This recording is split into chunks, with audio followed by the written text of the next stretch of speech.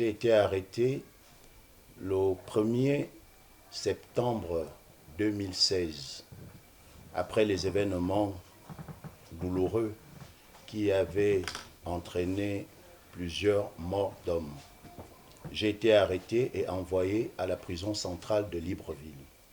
Ce matin, je viens solennellement vous annoncer que simultanément à New York, à Londres, à Paris et à Libreville, mes avocats vont déposer plainte contre Ali Bongo, Ondimba et consorts.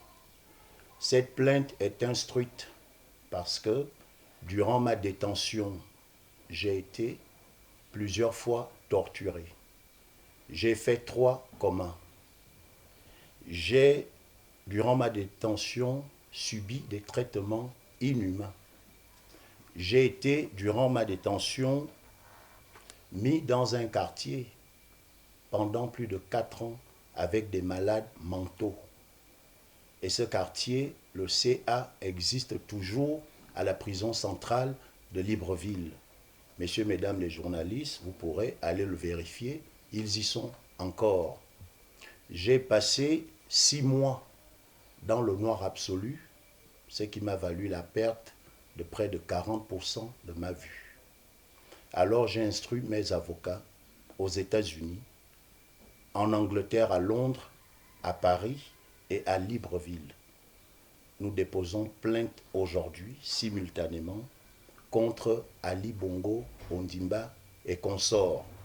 Afin que nul n'en ignore, j'ai donc tenu, de manière solennelle, à l'annoncer au peuple gabonais, mais surtout à vous les médias, que vous sachiez que dès aujourd'hui, une plainte est déposée. Des plaintes sont déposées à l'international et ici au Gabon contre Sieur Ali Bongo Ondimba. Et je compte aller jusqu'au bout parce que de ce qui en résulte, j'ai une double fracture de la clavicule qui nécessite une opération délicate.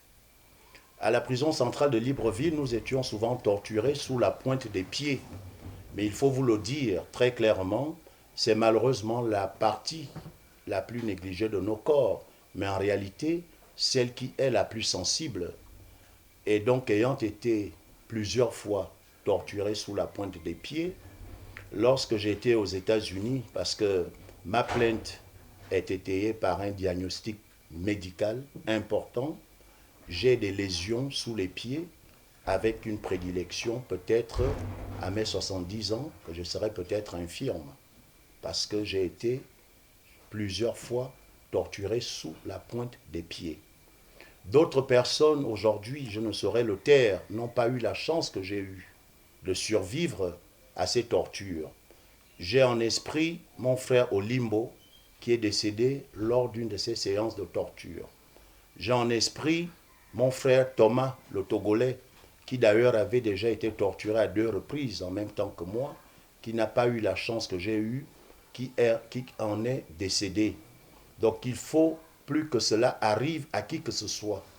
Lorsque l'on est prisonnier, surtout que je n'ai rien fait pour me retrouver à la prison centrale de Libreville, j'ai donc plusieurs fois été torturé et ce matin, je porte plainte contre Ali Bongo Ondimba, tant à New York qu'à Londres, à Paris et à Libreville.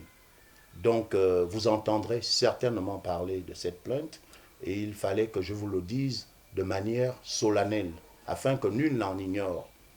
Un pays de droit, on ne peut pas ériger la torture en mode de gouvernance. Ali Bongo, comme vous le savez, a été déposé le 30 septembre 2023, mais tous les crimes qu'il a commis contre notre peuple, il doit en répondre devant les juridictions tant nationales qu'internationales. Beaucoup n'ont pas eu la chance que j'ai eue. Depuis 2009, plusieurs familles gabonaises sont éplorées. Elles ne reverront jamais plus leurs enfants. 2016, ça a été l'hécatombe. J'étais au QG de Jean Ping lorsque Ali Bongo nous a sauvagement fait bombarder. nous avons compté plusieurs dizaines de morts. Ces Gabonais, aujourd'hui, ont besoin que justice leur soit rendue. Nous ne pouvons pas passer ces crimes sous silence.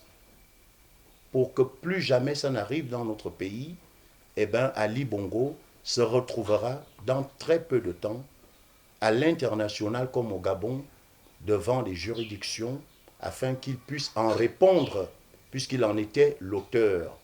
Ceux qui sont décédés, paix à leurs âmes. Ceux qui vivent, que nul n'en ignore.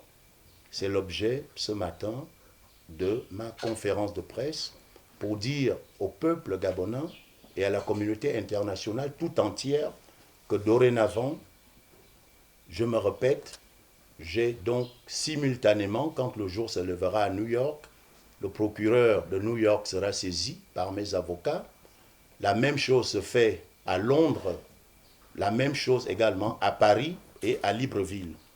C'est 4 plaintes qui sont déposées et vous avez ce dossier, ce volumineux dossier qui est étayé par les visites des ambassades, par des médecins légistes et qui ont certifié tout ce que j'ai subi pendant 6 ans lors de ma détention injuste et arbitraire que le monde entier connaît.